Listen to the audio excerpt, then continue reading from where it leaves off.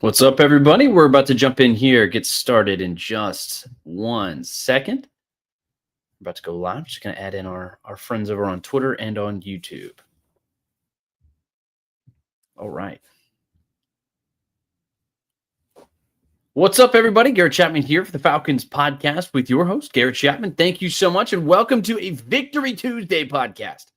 I'm so excited to be jumping in here on a Victory Tuesday. This Falcons team needed this, or did they not? I mean, my goodness. Drop your comments down. Tell me how you're feeling, Falcons fans. Very excited to jump in here with you and kind of react to what we saw on Sunday. 34-27. More important than anything, the Falcons got the win. Give me a follow at ChapBTL on Twitter to stay fully up to date on everything that we got coming out. I had two great pieces that at least I think they were great. One on Michael Penix and one on Bijan Robinson. But make sure to go check it out. Tweeted both of those out. You can also head on over to Falcons on SI. We can check it out. But drop a comment. Tell me how you're feeling. What is your reaction at the bye week? What do you think that this team needs to work on? What do you think that this team needs most as we get into, I guess, for their version of the second half of the season? Final 13 games of the year. We got a little ways to go. It's going to be a slog, but we're very excited about that. And I'm excited to bring in some pretty good content here for you. So we'll dig into my reactions from week 4. We'll discuss some of the strides that I feel like the offense took in this game just week over week, coming from week 3 and the disaster that they had in that one to what they did on Sunday. And I'll also give you some of my thoughts and some things that this team needs to work on at the bye week. And then I'm, of course, like always, I'm going to take your questions at the end. So make sure to drop those in. Make sure to get your reactions in there. And if you get them, we'll give you a shout out for them as we go along. But 34 points. Good Lord, they needed every little bit of it, didn't they?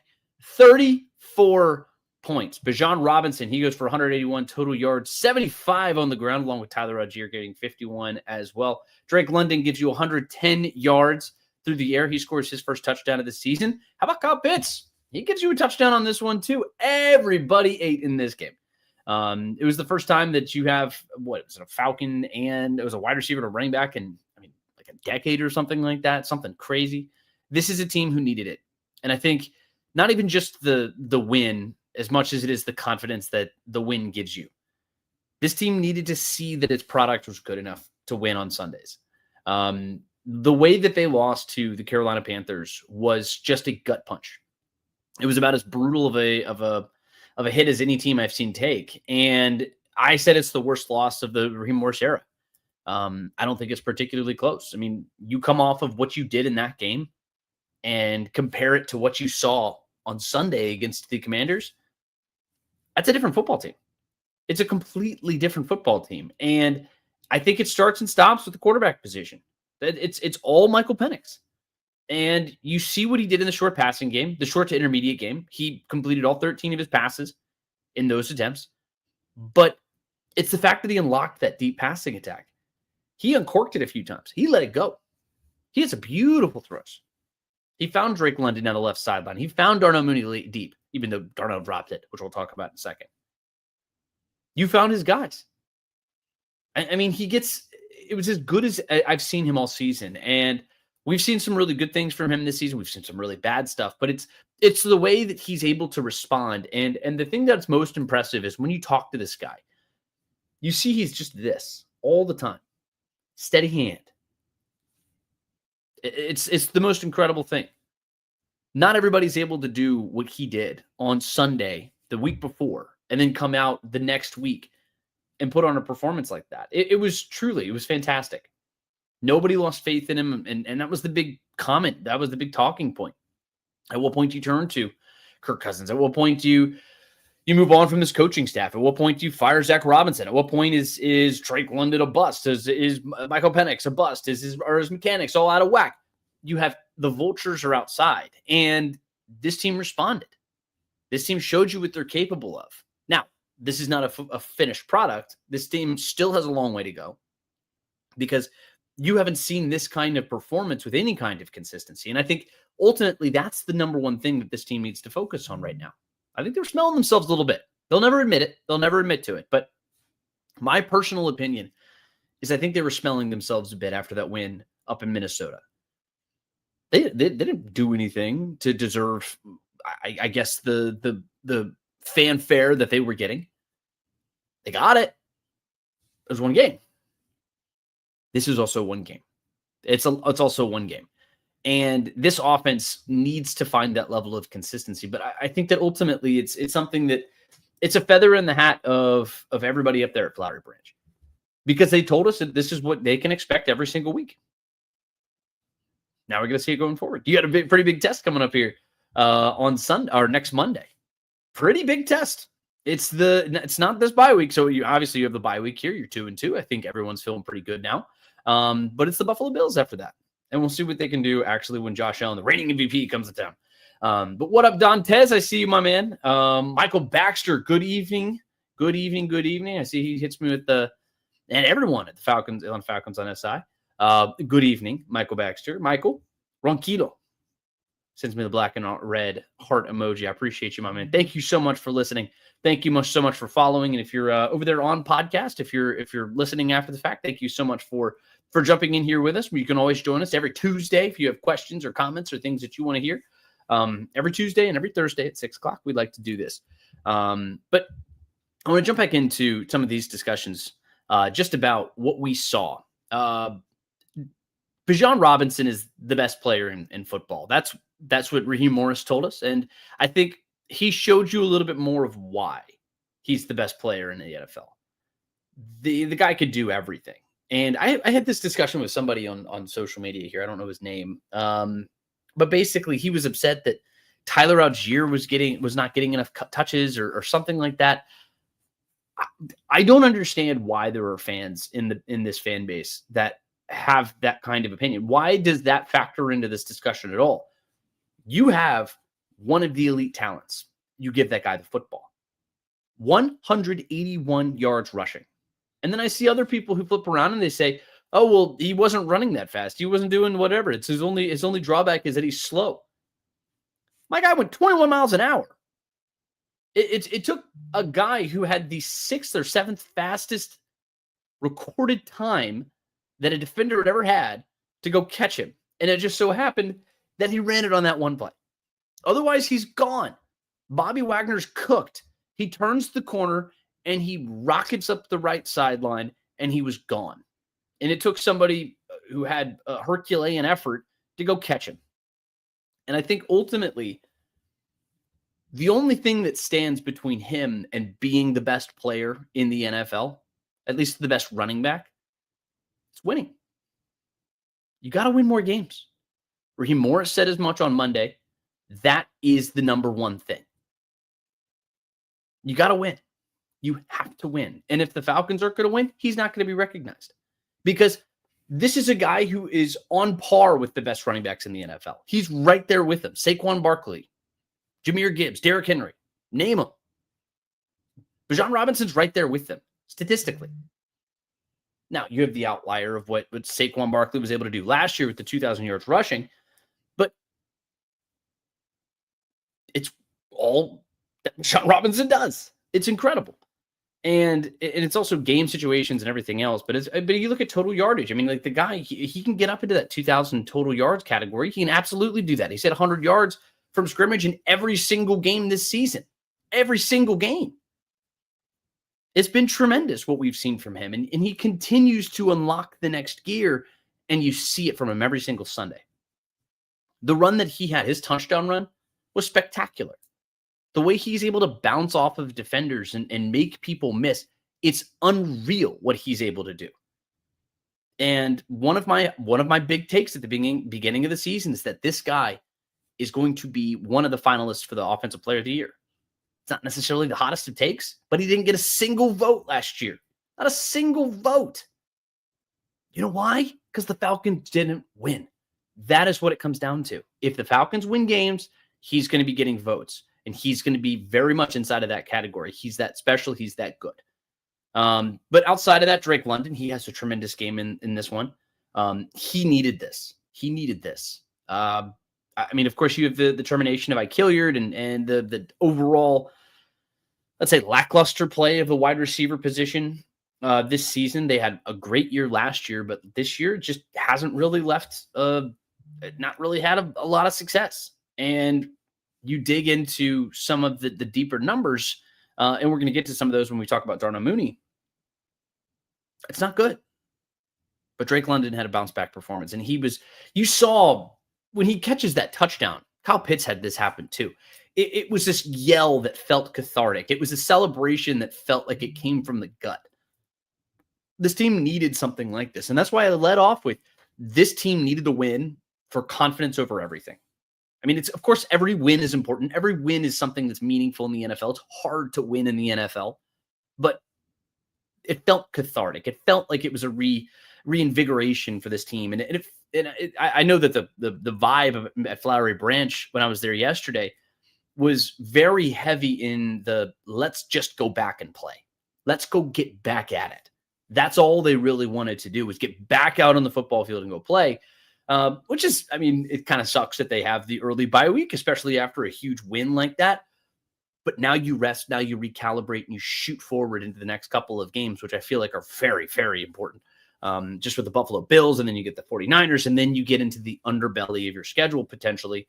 Now, of course, every team is good, and I mean, it's the NFL. Like you got the Patriots, a team who I think are a lot better than some people thought. I figured they were going to be kind of good. And then you have some teams who aren't quite as good as they were expected to be. And I mean, other teams who are up and down. But it's a long season. It's a very long season. And I think the Falcons, they'll have a mini bye kind of baked in. But as long as they don't burn out down the second half of the season, because it is the second half of the season at that point, because you have 13 straight games, that just without a bye week, you have a mini bye just because you have a Thursday, but whatever. The point is, Drake London needed that. It was a cathartic kind of moment. But then you get into the tight end position. Kyle Pitts might be having that resurgent year that a lot of people have been hoping for. He might be in the midst of it. We're getting close to kind of saying that. Now, he's on pace for, 872 yards receiving, which would be his best season since 2021 when he was a rookie. Of course, there's still plenty of time for all of that to ebb and flow and everything else, but because you have 13 games left on the season, but it's not the numbers that I'm going to react to. I'm going to throw in some numbers and I'm going to use it kind of as color here. But the important thing from what I've seen from Kyle Pitts, it's more than a box score. It's something that you use. I mean, you use your eyes and you watch this game play on Sundays, and it's just different. It feels different. He's getting first downs, 54%. 54% of his catches are going for a first down. He's catching everything, 83% catch rate. And I think it's a lot of how he's being used. He's not going quite as far down the field. They're kind of hitting him underneath more than they have in the past. I have actually hit, what is this? Is your average yard per route. So average yards per target, right? Let me see. I have it right here. So, sorry. Average air yards per target. There it is. So when he was a rookie, it was 10.5. Then as a sophomore, it was 13.2 average air yards per target. Then it was down to 11.4. Then it's down to 8.6. And now it's 5.6. And some people might say that that's a bad thing. I'm going to turn around and tell you that's actually a good thing. Because now you're getting him the ball and he can turn and get upfield. That's where he gets good. And I think that's where you're starting to see some of this potential get unlocked. You're starting to see some of this physicality that a lot of people say had been lacking. And I think a lot of that has to do with the fact that he's getting the yards after catch. He's already up through to 104 yards per catch. Yards after the catch, 104. He averages 232 per season throughout his career. He does that through 4 games. He's halfway there. He's a safety valve. And then you're turning around and you're letting him use his athleticism and get up the field. He's breaking tackles. He's getting first downs. And he's not having to get deep and try to run all these fancier routes. He's just slipping down and getting up underneath. And then if pressure gets down, Michael Penix can find him. And Michael Penix gets him the ball. And then Kyle Pitts can make a play. That's the biggest difference from things that I've seen from Kyle Pitts. And I think that may not be the guy necessarily that you wanted when you drafted him. And I don't think you're ever going to get that guy. I just don't think, I at this point, I don't think he's there. But what I do think you have right now is a guy who has his role understood. And he's playing it well. And he's getting to a point where I think that you can legitimately look at this guy and say, this is a contributor to this team moving forward. Now, is it going to be enough for him to potentially get another contract? We're not there yet. We asked him about it on Monday. He said he's not worried about it. It's contract year. And of course, you can say that all you want, but the reality is this guy's playing for his next contract. And you see an effort that just hasn't really been there. Raheem Morris said he saw it during camp, but it's hard to say that if it doesn't then turn up and show up on Sundays. And to this point in the season, it is. And I think it's been a really big benefactor for this offense, because then you get into the reality that Darnell Mooney isn't doing what he's supposed to do. And I think injuries, of course, they play a large role in that. He was injured throughout the entirety of training camp. This is a guy who he missed the first game of the season. Then he turns around and now he hurts his hamstring again. And now he's on the shelf for an unknown period of time. Raheem Morris wasn't able to confirm how long he's going to be on the shelf. But I think you don't really have a guy right now who can stretch the field. You're really lacking that. I mean, Kyle Pitts can theoretically, I guess you could say. I think Kyle's found a good role for himself. Like I mentioned, he's going to slip in underneath and kind of do some of those routes. Drake London's a guy who I think you can push down. I mean, he made a great catch down the left sideline. He went for 40 yards. It was the longest air yards on a pass this season. And I think that's really good. But I think you need to find somebody for the middle of the field who can really get down and do something big. And that was supposed to be Darnell Mooney. Ray McLeod was potentially going to be a guy who can kind of move in the slot and give you some speed and do something there. KC Washington as kind of a depth guy was going to be able to do some of that. But Darnell Mooney was going to be that guy. Darnell Mooney was supposed to be that guy. But to this point, he just isn't. And I don't think it's health related. He just wasn't up to full speed. He was healthy. At least that's what they told us. And it's just, he wasn't catching the football. He had a nasty drop on a play that it would have been a hard catch, but it's a play that a professional football player needs to make. It's a crossing route. You're getting it deep into the field. It's a deep post over the middle of the field, down the left sideline. He's going out of bounds. You got to finish the play. You got to make the catch. He does that, and it extends a drive. And to this point this season, he hasn't been making that throw. He really hasn't been he hasn't been making the catch, excuse me. And statistically, the box score is not very attractive for Darnell Mooney. And I think ultimately when you get into this bye week, I think Terry Fontenot's got to be looking up potential options for another number 2 wide receiver, because this team was a sneaky need for this team over the offseason. And to this point, you don't really have any other options. You weren't stretching the field, and it showed up in a better way on Sunday, but it's something that you're going to need to address to find some more consistency with that moving forward. But that's my first big thing at the bye week. If you have something that you think that the Falcons need to work on at the bye week, your thoughts at the bye week, drop them in. We're going to jump into some comments right here. I see T Green, our resident, I don't remember if you were a Bucks or a Carolina Panthers fan, but T Green, welcome back to the podcast. It's always great to welcome in another friend, a frenemy, I guess you could say, from the NFC South. Tyree Butler over there on Facebook. He says, bye in big game on Monday night. Bills next, we can get them. He's good. It's been quarterback play. All right, you're talking about Kyle Pitts there. But no, big. The bye week comes in, the team can get healthy. The team can kind of reset, recalibrate, and get back up and kind of recharge for the second half of the season. And I keep calling it the second half of the season because in my head, the halfway point is the bye week. That's just kind of the way my head works. It's obviously not the halfway point. You've only played 4 games, and you still have a long way to go. But in my head, that's just kind of the way it does it. So Tyree, he comes back and says he's good. It's been about quarterback play. Yes and no. I think to some extent, I mean, obviously Desmond Ridder and guys like that, you're going to suffer. And then he had the knee injury when Marcus Mariota was here. And then obviously the year that Desmond Ridder was here, he was also coming back from the knee injury. And I think one consistent thing is that generally takes you about a year before you're back and you're 100% healthy, just in terms of looking at what guys are like after a knee injury like that. But I think having Michael Penix and having built up some trust with him and between the two has been beneficial. And I think role clarity has also done a lot of good for him too.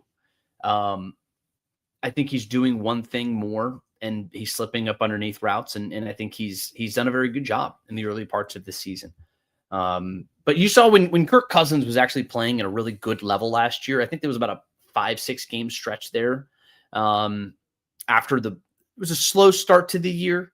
Yeah, obviously you have what happened against the Pittsburgh Steelers and stuff like that. Slow start. But then it turns around, and then I think that's when it was right around that Bucs game. The Chiefs, he played well in that game too. It was right around that point that you saw Kirk Cousins really find his own. Right? That was probably that game-winning drive that he had against the Philadelphia Eagles in Philly that you saw Kirk Cousins figure out who Kirk Cousins is. Then he got hurt. To your point, Tyree, and wasn't the same. And I think a lot of people suffered. But ultimately it's not all the quarterback position. Great players are great players. You need some help from the quarterback position, but I think he could have been better. And it's not all everybody else's fault in that one. Lil 2 says, great win. What are your thoughts on always receiving the ball first? I don't see positive in not getting it the second half. I think it just depends. I mean, they did receive on Sunday, and I think they kicked against the Panthers, didn't they? I can't remember. Actually, let me go double check this. I can look at some of these things. I'm going to come back to your question here, Lil 2. Give me a second. I know we're live, so it's like I got to be able to do this on the flow. But I'm going to do that. I'm going to come right back to you. So hopefully Hopeful 7 comes in here. He says, great bounce back team win. Yeah, no, honestly, that was one of the most impressive things. The way that they were able to come back and the way that they were able to respond, I think it was a big thing. It was a huge deal for this team. And for them to be able to say that, okay, so yeah, they did kick off in that game. Now, see, I'm all distracted. No, but look, it's a big win. It's a big win. And to get back to 2-2, instead of falling 2 games below 500, to say that this is a team that, they go into a bye week, they're feeling themselves a little bit. They're playing with some confidence. You could feel the vibes were good at Flowery Branch. And it would have been a lot different had you see a continuation of some of the problems from the week before.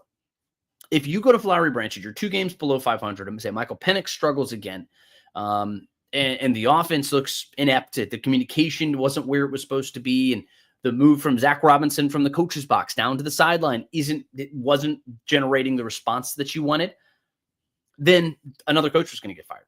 Who that person was, I think, remains to be seen. And fortunately, we're not going to have to discuss that. But that is the importance of this team getting a win like this. You're going to get into a bye week and you get to kind of recalibrate and set yourself up. But the confidence is there. And with a young quarterback, with a team that's facing a lot of pressure to win and make the playoffs and get a winning record and do everything else, a win like this is big. A lot of the NFL is how you start. Now, you're ultimately judged for how you finish, because if you can't win in December and January, then who the hell cares? But this is a team who needs to win early, and they need to set themselves up for later in the season. It's just the way that it works for a team that's at the stage that they're in. Because I said this in March. I've said this all throughout the summer. I've been a long advocate that 2026 is the year for this regime to really take the next step. You young quarterback, you would have then a lot more veterans, I guess you could say, on the defensive side of the ball in terms of your pass rushers. Your guys in your secondary are fully established in their roles. You have guys in the interior linebacker position are firmly established in their role. Jeff Ulbrich would be in year 2. Zach Robinson, theoretically, would be in year 3, assuming he doesn't go off and take this Oklahoma State job and assuming that they kind of maintain this positive growth and some of this momentum that you've seen. Raheem Morris would be in year 3. Michael Penix would be in year 3. Drake London's coming into a year 5 where he's potentially playing for a contract if they don't sign him already. Bijan Robinson in year 4. I mean, the offensive line would have some continuity. I mean, you look all the way up and down the board, and the way that it all factors in, the money opens up in 2026 because Kirk Cousins gone. I mean, it all makes sense for a 2026 run. But it doesn't matter if you don't win in 2025. You have to be able to win right now. You have to be able to be good enough to set yourself up for some success next year. And that's why winning right now is so important. And that's why winning early right now is so important. Getting back up to 500 and getting you set up for that success later in the season is a really, really big deal. Stephen B over there on YouTube, he says Pitt's agent probably has already pointed out to him that teams will overpay for talent that hits free agency. Yeah, I mean, obviously, that's just the reality. He's going to hit free agency. I'd be very surprised if he takes a contract from the Atlanta Falcons. If he continues, look, if this guy comes in and does what he's projected to do, based off of his pace right now, if he gets you 800-900 yards, someone will pay you a lot of money for that. Someone will, and maybe it's the Falcons, but I don't think that he's going to stick around to find out. I think he's going to hit free agency and he's going to see what he can get on the open market. I would not be all that surprised. And if you start getting into a level that is just too exorbitant, you can figure it out. You can go find somebody else you can bring in. I mean, just look at what Hunter Henry and guys like that are doing up there in New England. And I mean, you can find guys, you can get guys in the draft, you can figure something else out. And I think Charlie Warner is your number one guy, but having a good dump off option is always really good. It's just how much are you willing to spend on a guy like that? So TBD on any of that. That's all later down the road. That's all stuff that we got to discuss later. Stephen B also says Falcons overpaying Darnell Mooney is a great example. I don't think they overpaid Darnell Mooney. He came in and had a great season last year. I don't know what his contract is actually moving into next year. Let me take a look at that. But no, I mean, he was a 1,000-yard receiver. He was a 1,000-yard receiver. All right, so it looks like he's going to be here next year. He signed a 3-year contract. So I don't know if it's voidable or anything else like that. I don't think it is. But no, Darnell Mooney, I mean, he's having a bad year this year. Falcons need to find another wide receiver who can come in and give them something, but that doesn't mean that Darnell Mooney's not going to be here. I mean, Darnell Mooney is an important part of what this offense wants to do. It's just, it's one of those discussions you have to have at the bye week as of right now, just because you're not getting the results that you need. It's one of the reasons why Hilliard was fired. Terry Clark comes in here and says, Mooney is a slot guy. I expect injuries to be a part of his deal moving forward. Using Bijan at receiver has worked and is how they should fill the target gap, in my opinion. I think that's what they've done. But again, that doesn't solve your problem. The problem is that you need a guy who's stretching the field. You need a guy who can get deep. You don't have that really. Drake London can do it fine. I think Drake London's a great option for it, but he's not an elite separation guy down the field. He's not the fastest guy. You need somebody who can get you some separation and kind of be the guy to potentially take it over the top. You know, in a perfect world, like if Tyreek Hill doesn't do what he did on Monday, and wishing him a speedy recovery, but that's a guy who takes the top off. And that was a guy that you could potentially look into as someone who could come in here and be a deep threat. I think that's what this team is lacking right now. Casey Washington is not really that guy. Ray McCloud hasn't stepped in to be that guy. Darnell Mooney isn't that guy himself. But he plays primarily out of the slot. It's just his speed and his separation is what made him special. And it's something that they're going to miss down the stretch if he can't stay healthy or potentially give him the production, because he's struggling with drops. He's got a drop rate of 25%. He's got 4 drops on the season, which is, I think, what is he only had 25 targets or something? It's not great. Not great at all. Hopefully hopeful 7 is Nash. Nick Nash still on the practice squad. Yes, he is. I don't think Nick Nash is ready to be an NFL wide receiver. I think he was one of those guys at the beginning of the season, beginning of the offseason, when they got into training camp, that I was optimistic just because he had a really good college career at the wide receiver position after he transferred over to play wide receiver full-time. But he started as a quarterback. He's still very raw at the wide receiver position. And no, I don't think he's necessarily an option for this role. I think that's what you saw from him during training camp and in preseason games. But maybe down the road, you see some of the potential with him, but not to the extent that he needs to be on this roster right now. Terry Clark goes through, says Buffalo will be a different animal, but they're beatable. Yeah, I agree. They are beatable. They've played a very soft schedule, and the Falcons are going to be coming off of a bye week, and they're playing at home. They'll be rested. They'll be ready to go. And I think ultimately this is a spot where the Falcons, they'll have a shot. It's the NFL. Anything crazy can happen. But, I mean, if they come in and they're smelling themselves and they don't hit the big plays and they don't get their explosives and say they struggle with the explosive rushing like they did against, they did against the Commanders. They were giving up some explosive running plays. You can't let that happen against this squad. This squad will beat you. They will convert in the red zone. This is a team. I mean, Marcus Mariota, Josh Allen, J.J. McCarthy, Bryce Young. Those three can't hold Josh Allen's jockstrap. Like, let's be real. This is the best quarterback that you have faced all season. Baker Mayfield, he had a lot of success against this defense. And then not a lot of success. He was very good. He was very good against this defense. And Josh Allen is another leg up. So you got to figure out a way to corral him, but you're going to have a bye week. You're going to be able to figure something out. And this is a game that if you can get a game over 500, that's even better. But, I mean, this is going to be a very difficult test. But they are beatable. Everyone in the NFL is beatable. That's life in the league. James Obleton says, hello, everybody. Hello, my friend.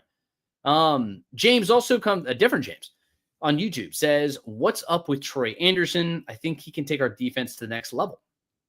He's still on the PUP list, the PUP reserve list. We asked Raheem Morris about him on Monday. No update. We won't know until next week, but he will be eligible to return.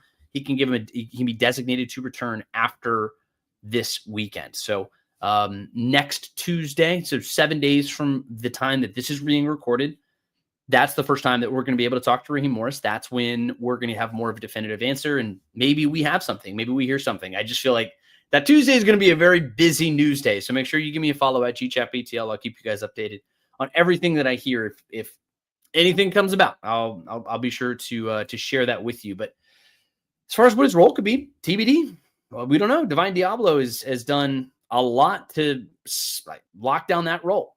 And Caden Ellis, maybe if you bring in another linebacker, maybe he can come in and be just kind of a pure edge rusher. Maybe it gives you some versatility in that way. And that's one of the nice things about this kind of defense is that attack style, that attack mentality, you can pretty much just drop a guy in. But I wouldn't expect Troy Anderson to be somebody who is remotely ready to play defensive snaps for this Falcons team until middle of October at the earliest, probably even end of October, just based off of the fact that the guy hasn't played football in a year since he got hurt against the Saints.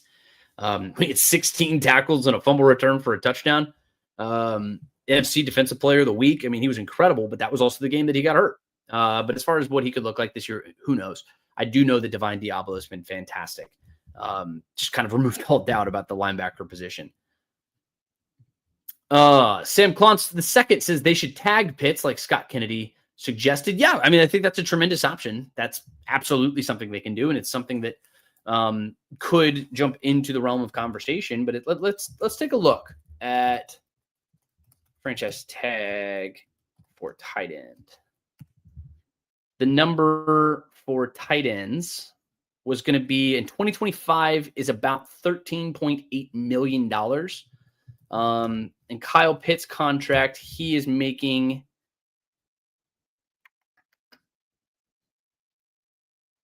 $10 million. So you're going to have to pay him an extra $3 million. Maybe. I think in a perfect world, you're probably paying Kyle Pitts $7 or $8 million per year. That's kind of where I stand on it. I just don't see him unlocking that level of your defense. 13.8, and that number's probably going to go up next year. So it's probably closer to 14 because you have to factor in the highest paid tight ends. And more and more guys are getting paid. And if you franchise somebody, you're going to get them up into the upper echelon. So, but if that number is manageable, if that's a number that you can probably figure out, I think that's a good situation for the team, because I don't really love the idea of locking him down long term. You just haven't seen the consistency before you get to that level. But a franchise tag is absolutely on the table. It's something that the Falcons will likely consider, and I would not be all that surprised if they do end up doing that. Stephen B comes through, says, I don't view compiling stats on a bad team to be worthy of a great season label. Compiling stats on a bad team to be worthy of a great season label. I'm not really sure what you mean by this. Stephen B, comment again. I don't know what you mean by that. I see a lot of people coming through talking about franchise tagging companies. Yes, I think ultimately that's what they could do. It's going to be an option. I would rather figure out somebody to have here long term, but we'll see. That's again a discussion that we can have later on. But getting back into this, some of the reactions that I had just from week 4. Just a reminder that Xavier Watts is that dude. I mean, this guy is this guy's special. And the more you kind of go through a lot of the things that you get from this rookie class every single week. Jalen Walker had some really good plays. I mean, this is a guy who blew up a couple plays. He's a guy who got involved. Xavier Watts gets an interception. Billy Bowman has a track down tackle. I mean, this group is really good. This group is, I still think, discovering that gear too. And it's just giving me more and more confidence that Terry Fontenot hit a grand slam in this draft class.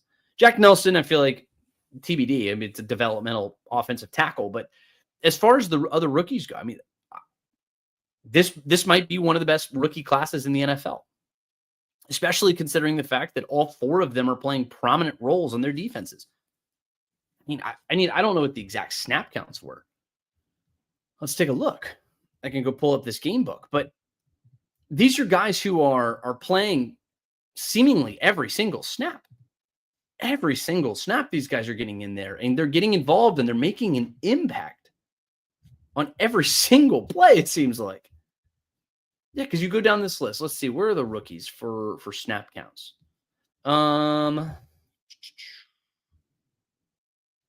Yeah, Xavier Watts comes in 96% of snaps, but it's also because he missed 2 snaps after getting banged up. Billy Bowman plays 86% of those snaps.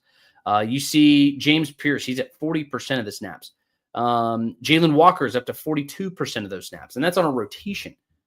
And I still think that you're starting to see some of them scratch that potential of kind of getting in there and getting more game reps and getting more consistent. You see both the Jalen Walker nearly gets another sack in this game. I mean, this is a crew. They've continued to show that they are unbelievable. And I think they're only going to get better as the season goes on. The run defense, I feel like it is a little bit exploitable. It was steady enough, but kind of what you saw from them against the Carolina Panthers, right? Where it's just not quite to a dominant level. It feels like that's the spot where Josh Allen and James Cook and those guys can potentially put you in some difficult situations. You have to find that next year, but that's also one of the things that you give and take with the NFL's give and take, and you lean into some things and you get exploited in other places. And that's one of the things that happens when you push up the field, when you extend. And I see James is talking a lot about Troy Anderson.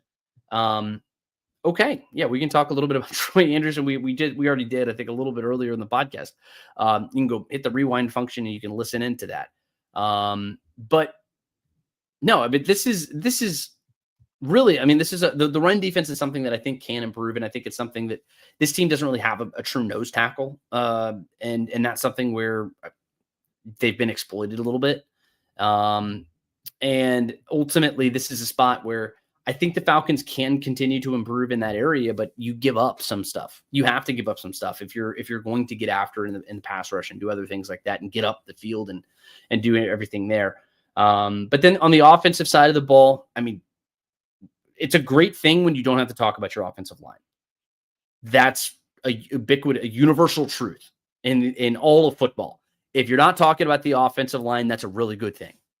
And this Falcons team's they're running the ball well. They're getting blown up occasionally, and I think that there's still room for that group to improve. But Ryan Newsel has been exceptional. I saw it on Reddit, and he's like a top 10 PFF center or something like that. I mean, and you're playing on your third right tackle, and Elijah Wilkinson's been tremendous in this game or in the early season. Give Dwayne Ledford his flowers. This guy has been tremendous. What he's been able to do for this offensive line, plug and play.